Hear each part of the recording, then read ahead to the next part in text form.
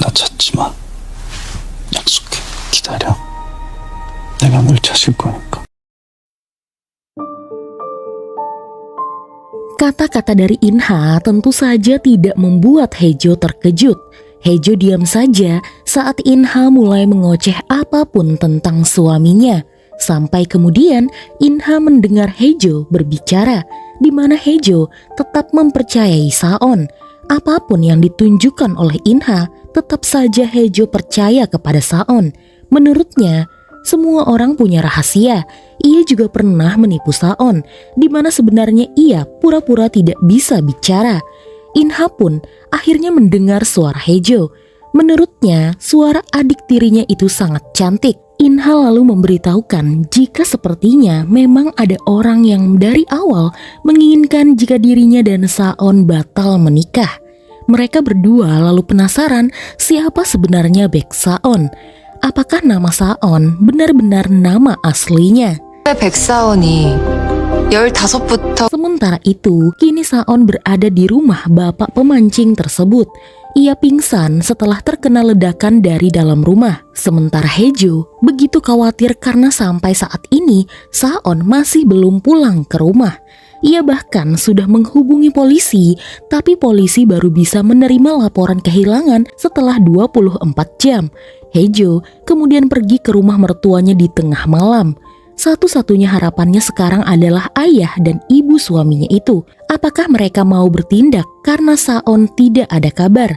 Haejo bahkan tidak lagi menutupi jika ia tidak bisa bicara. Haejo bahkan mengungkapkan kekesalannya kepada kedua mertuanya itu, di mana selama 3 tahun menjadi istri seorang Baek Saon, baru saja ia tahu jika Saon bukanlah anak kandung keluarga Baek.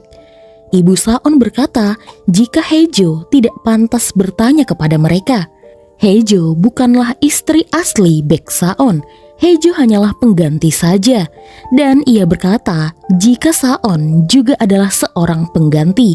Haejo heran mengapa ada orang tua seperti mereka. Bukankah selama ini Baek Saon selalu membuat mereka bangga dan bisa diandalkan? Untuk saat ini, Haejo harus mengesampingkan masalah tersebut. Kedatangannya ke rumah ini hanya ingin mereka semua mencari tahu di mana Baek Saon berada. Saat mau pulang, Haejo dicegat oleh salah satu pengawal rumah keluarga Baek. Ia memberitahukan jika dulu Saon bak anak kecil yang tersesat saat baru datang ke rumah ini. Mungkin sekarang Baek Saon tidak ingat jika dulu ia menderita heterokromia atau warna mata yang berbeda.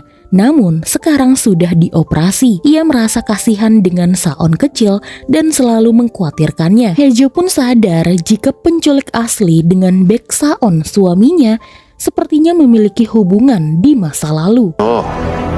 백사원을 제일 잘하는 Akhirnya Haejo mendapatkan informasi dari Sangwoo jika suaminya berada di sebuah rumah sakit dan sedang dioperasi. Rupanya pada malam itu, sebelum Saon sampai ke toko pancing milik seorang pria bernama Pak Jong, Sangwoo terlebih dahulu datang dan menanyakan perihal anak-anak panti yang menghilang. Namun Pak Jong tidak mau memberikan informasi apapun. Ia seperti orang ketakutan. Sangwoo berniat pulang, tapi di perjalanan ia melihat mobil Saon. Maka ia pun mengikuti Saon dan kemudian melihat toko pancing sudah terbakar dan di dalamnya ada Saon dan juga Pak Jong. 어쩌다 불이 난 건지. Awalnya Sangwoo tidak tahu apa-apa tentang hubungan Haejo dan juga Baek Saon.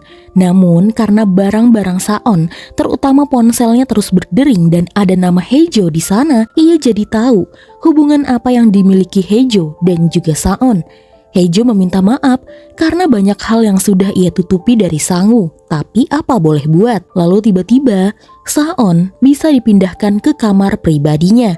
Haejo lalu menangis karena ia yakin saat ini Saon sedang ketakutan dan juga kesepian.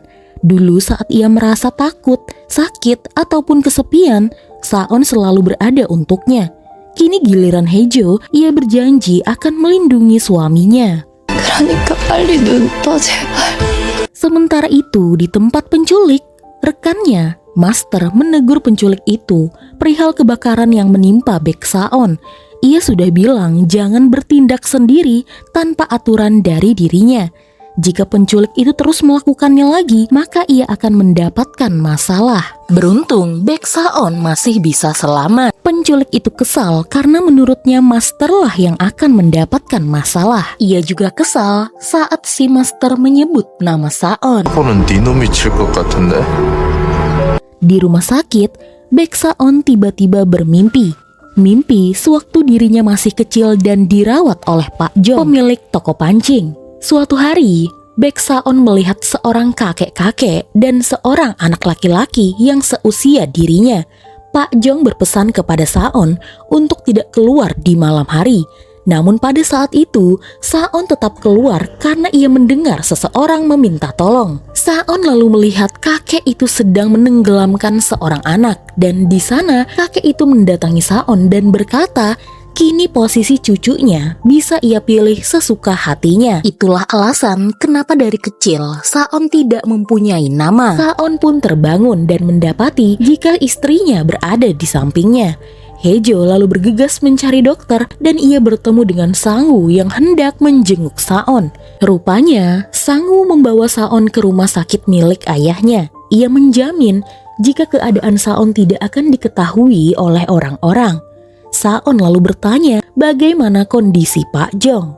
Sang-woo lalu membawa Saon ke ruangan lain di mana pada saat ini Pak Jong masih belum sadarkan diri. Pria itu adalah saksi kunci anak-anak di panti asuhan yang menghilang.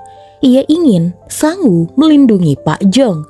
Sang-woo lalu bertanya mengapa selama ini Saon menyembunyikan Haejo. Saon hanya berkata jika dirinya mengekspos siapa istrinya, orang-orang akan bergosip tentangnya. Bahkan ia yakin sekarang Haejo dalam bahaya dan Saon tidak mau jika orang-orang sampai mengkritik istrinya. Menurut Saon, orang yang sudah mengancamnya dan hampir menculik Haejo adalah orang yang sama.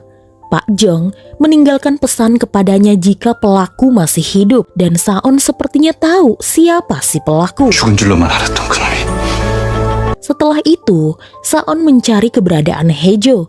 Ia lalu mencoba menghubungi istrinya itu tapi di sana ia salpok dengan pesan-pesan yang dikirim oleh Haejo tadi malam. Di mana Haejo benar-benar khawatir kepadanya karena dirinya pulang terlambat. Rupanya, tadi malam Haejo begitu mengkhawatirkan dirinya dan kini Haejo malah kembali ke rumah. Haejo membongkar kamar Saon dan mencari ponsel milik si penculik. Ia berniat mengirimkannya ke kantor polisi. Sementara itu di lain tempat, keluarga Baek sedang syuting untuk kampanye pemilihan presiden. Awalnya, ayah Saon, Baek Uyong, berjanji akan syuting bersama Saon, putranya. Namun ternyata Saon tidak kunjung datang. Karena itu, ia lalu mengundang orang lain yang ternyata adalah Inha. Di sana, ayah Saon memanggil Inha sebagai menantunya. 말을 하고 또 듣네. Kini Haejo sudah sampai di kantor polisi. Tapi sebelum ia masuk, tiba-tiba ia dicegat oleh kedatangan Saon. Haejo begitu terkejut mengingat Saon masih belum pulih dan mengapa Saon bisa tahu kemana ia pergi. Saon ingin membatalkan niat Haejo, namun Haejo menolak. Ia berkata, kebohongan Saon lebih sadis dari dirinya. Saon bukanlah Baek Saon dan selama ini Haejo tidak tahu apapun. Kali ini ia meminta satu hal kepada Saon. Haejo ingin melindungi Baek Saon agar Saon tidak menderita lagi. Saon berkata jika dialah yang egois. Ia seharusnya melepas Haejo namun tetap menahannya untuk terus berada di sisinya. Padahal hal tersebut bisa mengancam keberadaan Haejo. Namun karena Haejo, Saon tetap bisa bertahan. Karena Haejo lah, Saon tetap merasa bisa hidup. Saon lalu bertanya kepada Haejo, apa tidak masalah jika dirinya bukanlah Baek Saon yang Haejo kenal. Haejo berkata jika Saon saja bisa menerima dirinya yang tidak bisa bicara lalu bisa bicara dan menipunya, kenapa ia tidak bisa menerima Saon yang hanya bukan Saon yang asli. Siapapun Baek Saon, Haejo akan tetap mencintainya. 이제라도 당신을 알아서 기뻐. Sementara itu di tempat syuting, Inha berperan sebagai istri Baek Saon. Ia bersenang-senang sampai membuat ibu Saon bingung apa yang sebenarnya terjadi. Inha lalu bertanya kepada mertuanya kenapa rupa Baek Saon berbeda dengan kedua orang tuanya. Di sana, Baek Uyong sambil bercanda jika sewaktu muda dirinya juga sangat tampan seperti Baek Saon sekarang. Para media yang meliput justru lebih penasaran lagi kenapa selama 3 tahun menikah, Inha tidak pernah menampakkan dirinya ke publik. Inha hanya bilang Baek Saon yang ia kenal sebelum menikah dan sesudah menikah adalah orang yang berbeda. Suasana pun menjadi canggung. Apa maksud dari kata-kata Inha? Sampai kemudian sebuah paket datang. Ayah Saon mengira itu adalah abalon, bahan utama yang akan dimasak hari ini. Tapi ternyata bukan, itu adalah ikan-ikan yang sudah mati. Hal ini membuat ibu Saon langsung bergegas mengambil mobilnya dan mengejar si pengirim paket. Entah mengapa, ia yakin pengirim paket itu adalah putranya yang asli. Di sisi lain, Yuri khawatir dengan Sang-woo. Ia mendapatkan kabar jika Sang-woo tengah terluka akibat luka bakar yang masih tergolong ringan. Saat Yuri bertanya tentang apa yang terjadi, Sang-woo masih belum bisa menceritakannya karena ini menyangkut personel seseorang. Yuri lalu bertanya apa kasus hilangnya anak panti asuhan itu harus terus digali. Rupanya, atasan Yuri menekannya untuk berhenti dan tidak menayangkannya. Rupanya ada seseorang yang mencoba menutupi kasus ini. 누가 이 일 덮으려는 거예요. Singkatnya, Hae-jo membawa Saon kembali ke rumah sakit. Saon ingin Hae-jo terus berada di sampingnya sampai ia terlelap. Di sana, Hae-jo bertanya bagaimana bisa Saon tahu di mana dirinya. Rupanya setelah insiden di gunung, Saon selalu khawatir kepada Hae-jo, hingga ia pun selalu berbagi lokasi dengan ponsel Hae-jo.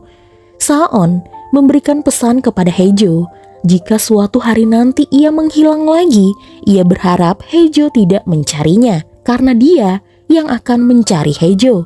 Sebenarnya, Saon sudah tahu siapa pelakunya. Ia tahu apa yang diinginkan pelaku tersebut. Tak lain adalah nama dan juga posisi Baek Saon sekarang. Untuk itu, Saon berencana untuk membuang nama Baek Saon dan memulai hidup baru bersama Hae-jo. Saat itu, Hae-jo tertidur di pelukan Saon. Sementara Saon mendapatkan kabar jika Pak Jong sudah siuman dan kini mencari dirinya. Pak Jong meminta maaf kepada Saon. Seharusnya dirinya tidak membiarkan anak itu hidup. Setelah kakek Saon membunuh anak yang ternyata adalah Baek Saon yang asli dan mengira sudah mati, ternyata anak itu ditolong dan dirawat oleh Pak Jong. Pada saat itu, anak itu kehilangan ingatannya. Saon lalu bertanya, di mana tas-tas hitam yang diurus oleh Pak Jong? Saon harus mencari tas tersebut agar membongkar kebusukan kakeknya Saon. Sementara itu, ibu Saon, Sim Kyun Jin, sudah sampai di suatu tempat di sebuah rumah yang isinya terdapat foto-foto keluarga Baek. Lalu, keluarlah si penculik asli tersebut. Ia tersenyum melihat ada ibu Saon datang ke rumahnya. Sementara itu di rumah sakit, Hae-jo bertemu dengan Sang-woo. Ia meminta maaf sekaligus berterima kasih kepada Sang-woo karena sudah membantu Baek Saon. Hae-jo lalu bertanya, bagaimana Sang-woo bisa mengetahui jika sebenarnya dirinya bisa berbicara. Rupanya, dulu pengurus panti pernah bilang kepadanya jika ia mendengar Hae-jo menina bobokan seorang bayi di panti. Dan masalah Saon, Hae-jo tidak perlu minta maaf kepadanya. Justru, Hae-jo harus tahu satu hal. Selama ini, Saon bukan menyembunyikan Hae-jo, melainkan Saon sedang melindungi Hae-jo. Hae-jo baru sadar, sewaktu acara dubes Inggris, Saon pernah bilang jika istrinya adalah kelemahannya. Ia tidak mau istrinya mendapatkan serangan seperti dirinya. Hae-jo kemudian membantu Saon merapikan dasi sebelum acara menyambut Hari Iklim Lingkungan dimulai. Hae-jo sudah tidak sabar bekerja berdampingan bersama Saon. Di acara itu, Saon tampil maksimal seperti biasa. Hae-jo pun tidak kalah sebagai juru bahasa isyarat yang baru dan ia membuat banyak orang bangga kepadanya, termasuk ayahnya yang bangga kepada Hae-jo dan juga Saon, menantunya. 감사합니다. Singkat cerita, setelah acara selesai, Saon bergegas pergi ke suatu tempat. Sebelumnya, ia menghubungi teman jurnalisnya dulu, yaitu Hyuk Jin. Dan dari Hyuk Jin, Saon jadi tahu dari kasus anak-anak panti yang menghilang itu ada satu anak yang kembar. Jika mereka bisa menemukan kembaran yang masih hidup, maka mereka bisa menemukan saksi. Saon lalu menitipkan Haejo kepada Park Do-jae. Ia yang akan mengantarkan Haejo kembali ke kantor. Sementara itu, Saon atas informasi dari Pak Jong, ia pergi ke sebuah gunung bernama Sinjok, di mana di sana adalah makam tempat anak-anak panti itu yang menghilang. Pak Jong siap menerima segala konsekuensi dari perbuatannya. Menurutnya ini adalah hukuman untuknya. Di gunung itu, Saon melihat gundukan-gundukan tanah yang seperti kuburan. Pada saat yang sama, Saon menerima kabar dari Hyuk Jin jika ia menemukan kembaran dari anak kembar yang salah satunya menghilang. Dan anak kembar itu adalah Park Do-jae. Saon pun terkejut dan langsung menghubungi Do-jae. Namun Park Do-jae tidak mau mengangkat telepon dari atasannya itu. Dan di kursi belakang terlihat Haejo sudah ia buat pingsan.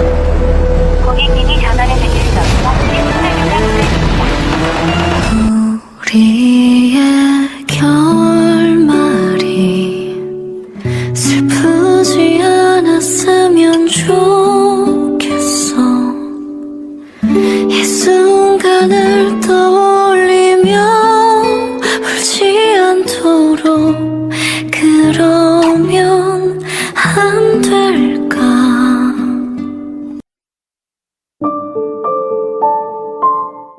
Haejo bermimpi dia hidup bahagia bersama Saon, layaknya pasangan suami istri biasa. Bangun tidur bersama, meributkan hal-hal kecil, bercanda dan bergurau bersama-sama. Tapi kenapa hal yang sederhana seperti itu saja sangat sulit mereka berdua dapatkan? Padahal mereka hanya saling mencintai, saling bergantung satu sama lain dan ingin bersama selamanya. Saat itu, Haejo sudah dibawa pergi oleh Park Do-jae. Ia lalu bertemu dengan penculik asli. Di sana, penculik itu baru pertama kali bertemu dengan orang yang ia sebut master. Do-jae adalah orang kepercayaan Baek Saon. Namun entah mengapa, ia malah mengkhianati Baek Saon dan merencanakan untuk mengancam Saon dan juga Haejo. Dialah yang telah memberitahukan lokasi panti jompo ayahnya Haejo. Namun saat itu Do-jae malah memukul penculik itu karena sudah dianggap membohonginya. Apa yang sebenarnya terjadi? Malam sebelum toko pancing kebakaran, Do-jae datang dan mendengar jika penculik itu adalah Baek Saon yang asli. Pak Jong mencegah anak kandung keluarga Baek itu untuk tidak gegabah dan menyerang Saon karena Saon sebenarnya tidak bersalah. Justru kakek dan orang tuanya lah yang sudah membunuh dan membuangnya. Baek Saon hanya penggantinya. Tapi penculik itu berkata justru kesalahan Baek Saon lebih besar karena selama puluhan tahun Saon hidup ia menggunakan namanya. Akhirnya, Park Do-jae mengetahui jika si penculik adalah Baek Saon yang asli. Ia pun merasa dibohongi dan langsung menyerang penculik itu. Namun sayang, Do-jae kalah. Penculik itu membuat Do-jae babak belur. 이제 난 필요 없어. Sementara itu, Saon mendapatkan pesan dari nomor yang tidak dikenal, di mana ia harus datang ke alamat yang sesuai dengan isi pesan tersebut. Tempat itu adalah tempat masa kecil Saon sebelum ia dijemput oleh keluarga Baek. Saon lalu melihat tas hitam di atas perahu. Ia pun bergegas membuka tas tersebut karena takut isinya adalah Haejo. Tapi ternyata isinya adalah Park Do-jae. Beruntung Do-jae masih hidup. Saat Saon menolong Do-jae, penculik itu datang bersama mobil Park Do-jae yang di dalamnya ada Haejo. Saat itu, Haejo pun terbangun dari pingsannya dan kemudian langsung menyerang penculik itu hingga mobilnya menabrak bebatuan. Haejo langsung keluar dan menemui Saon. Setelah mengecek keadaan masing-masing dan baik-baik saja, Saon pun langsung mencengkeram penculik itu dan menanyakan apa yang penculik itu inginkan. Jika identitasnya sebagai Baek Saon, maka Saon rela menyerahkan semuanya karena dari awal ia juga tidak menginginkannya. Penculik itu berkata, jika benar Saon akan menyerahkan semuanya kepadanya, itu berarti Haejo juga akan menjadi miliknya. Penculik itu ingin Haejo menjadi istrinya. Saon dan penculik itu pun berkelahi. Penculik itu mengeluarkan pisaunya dan hampir saja menusukkannya kepada Saon. Doje pun datang membantu, namun sayang pisau itu justru mengenai dirinya. Penculik itu pun langsung kabur. Doje yang sekarat menyuruh Saon untuk langsung mengejar penculik itu. Tapi Saon lebih memilih untuk menekan lukanya Doje. Doje meminta maaf karena sudah bersekongkol dengan penculik itu. Hal ini ia lakukan karena mengira jika jubir kepresidenan itu adalah Baek Saon yang asli. Ia dendam kepada keluarga Baek karena pernah membunuh saudara kembarnya. Park Do-jae juga mengungkapkan jika dirinya lah yang sudah mendorong Haejo jatuh dari atas gunung karena ia tahu Saon menyukai Haejo. Ia ingin Saon merasakan bagaimana rasanya kehilangan orang yang disayangi. Namun ternyata Park Do-jae sudah salah orang dan seharusnya ia tidak melakukan hal tersebut kepada Saon. Setelah itu, Park Do-jae pun tidak sadarkan diri. Tidak lama kemudian polisi pun berdatangan. Di tengah hujan, Saon pun berdiri memandangi tempat yang dulu ia tinggali.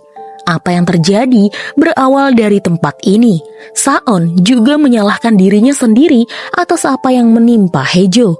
Jika ia tidak menyerahkan Haejo kepada Park Do-jae, Haejo tidak akan mengalami hal ini.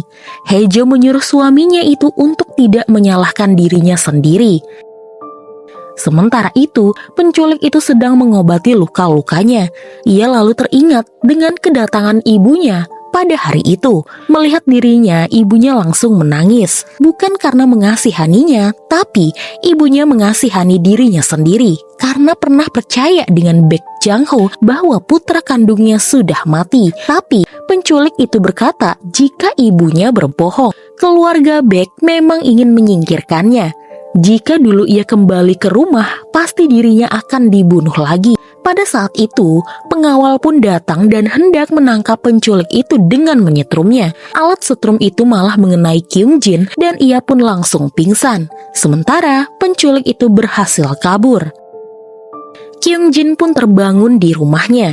Ia masih berharap putra kandungnya kembali bersama mereka. Tapi tentu saja Baek Uyong tidak mengizinkannya karena tidak mungkin dirinya memberitahukan semua orang jika penculik itu adalah anak kandung mereka. Seharusnya anak itu mati karena hidup mereka menjadi seperti neraka akibat penculik itu kembali muncul. Dia hanyalah monster yang tercipta karena keegoisan keluarga mereka. Kyung Jin heran, sebagai seorang ayah, teganya Baek Uyong berkata seperti itu, padahal putra mereka sangat mirip dengannya.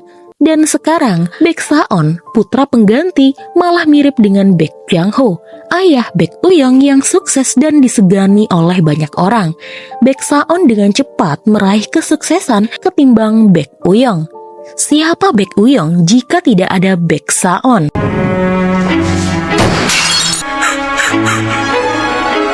Singkatnya, salah satu komplotan pengancam jubir kepresidenan itu telah ditangkap dan dibawa ke rumah sakit akibat luka serius. Polisi juga membongkar rumah Park Do-jae untuk mencari bukti lain dan rumah si penculik yang kini keberadaannya masih belum diketahui. Saon lalu mengunjungi Park Do-jae di rumah sakit. Menurut polisi, Do-jae tidak mau membuka mulut dan tidak mau berbagi informasi dan memilih untuk diam. Saon lantas berpikir apa karena Park Do-jae malu karena sudah salah orang. Baek Saon paham jika Do-jae ingin balas dendam kepada Baek Saon yang asli. Tapi karena Do-jae sudah melibatkan Haejo, maka itu jadi masalah lain. Do-jae akan mendapatkan hukuman setimpal atas perbuatannya. Do-jae lalu berkata, seharusnya Baek Saon malu karena hidup menggunakan nama orang lain.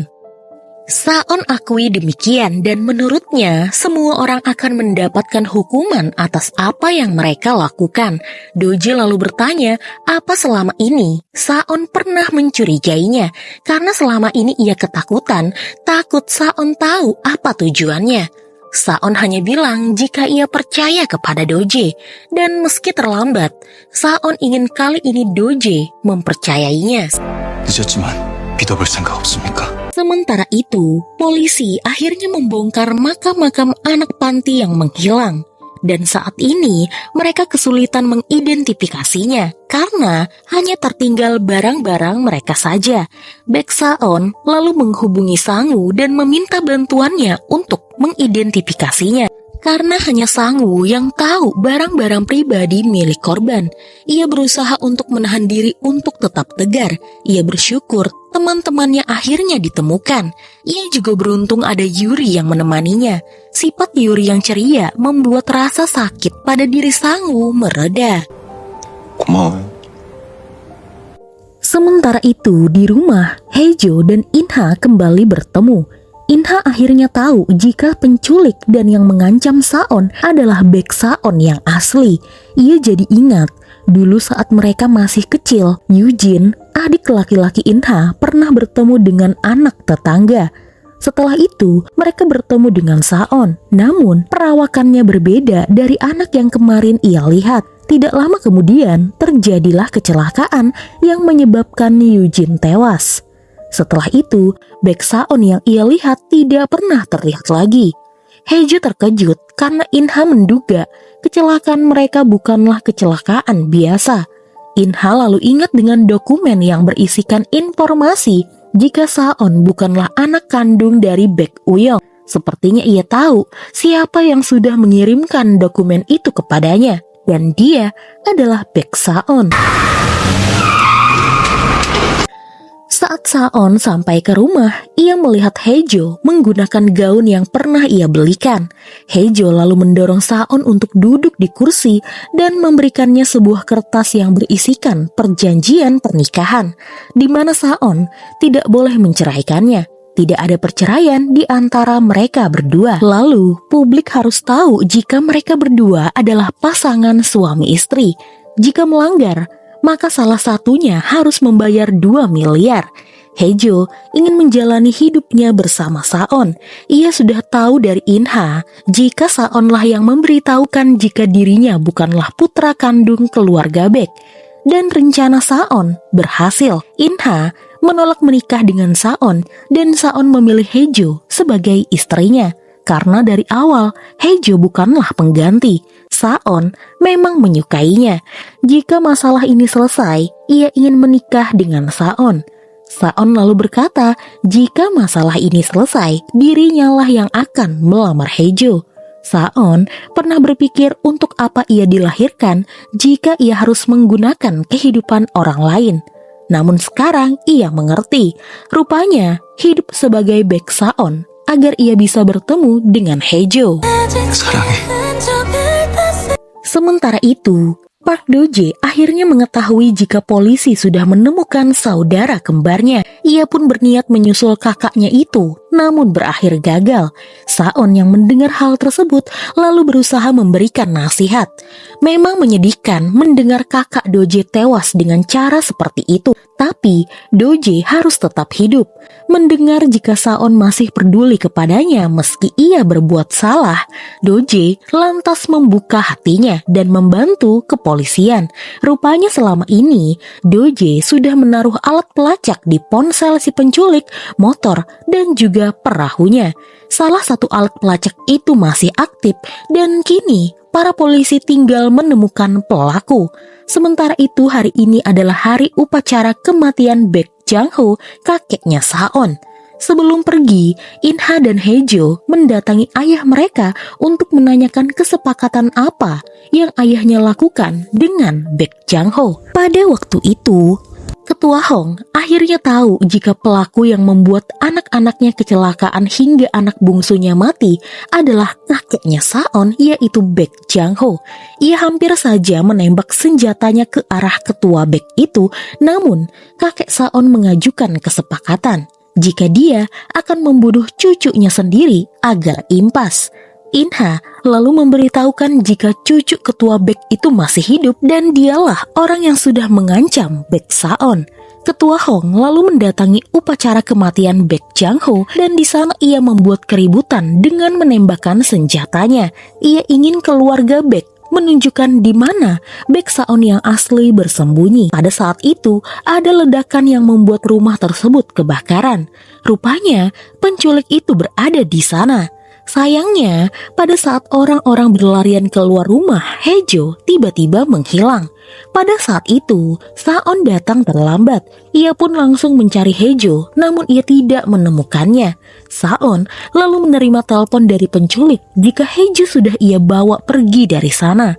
Saon berkata jika masalah mereka berdua seharusnya diselesaikan oleh mereka berdua saja. Haejo tidak ada hubungannya. Penculik itu menyuruh Saon untuk bersabar karena gilirannya akan segera tiba. Saon belum tahu rasa sakit yang sesungguhnya ia rasakan. Dulu, saat dirinya ditenggelamkan oleh kakeknya sendiri, dari kejauhan, Saon hanya melihat dirinya sekarat.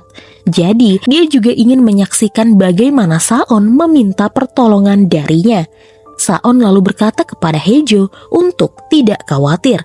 Namun rupanya, Haejo menyuruh Saon untuk tidak menyusulnya, karena ia pernah bilang jika dirinya akan melindungi Saon.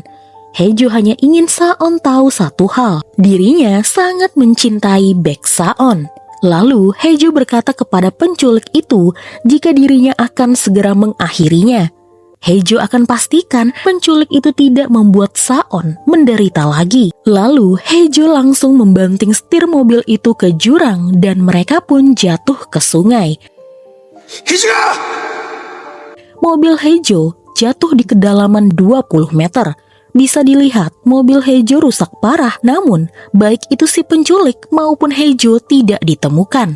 Saon lalu mengadakan konferensi pers. Sebelumnya ia meminta maaf kepada semua media karena ia sudah berbohong. Ada satu hal yang belum ia ungkap. Selama ini, dirinya bukanlah cucu dari Baek Jang-ho, mantan presiden. Ia bukanlah putra kandung calon presiden Baek Uyong, dan dia juga bukan Baek Saon. Dia adalah seorang suami yang kini istrinya diculik oleh pelaku yang sudah mengancamnya itu. Untuk pertama kalinya, Saon memperlihatkan wajah istrinya, yaitu Hong Haejo, dan memperkenalkannya kepada semua orang jika Haejo adalah istri yang ia nikahi 3 tahun yang lalu. Sekarang, Haejo bekerja di kantor jubir kepresidenan. Hal ini pun mengejutkan semua orang. Sambil menahan tangisnya, Saon ingin semua orang membantunya untuk menemukan Haejo. Ia menyebutkan ciri-ciri istrinya itu dan berharap mereka bisa menemukan Haejo karena banyak hal yang belum ia lakukan untuk istrinya. Saon belum pernah sekalipun membahagiakan Haejo. 다음이 없을 줄 알았더니 그냥 다 해줄 걸 그랬습니다. 우리의 결말이 슬프지 않았으면 좋겠어. 이 순간을 떠올리며 울지 않도록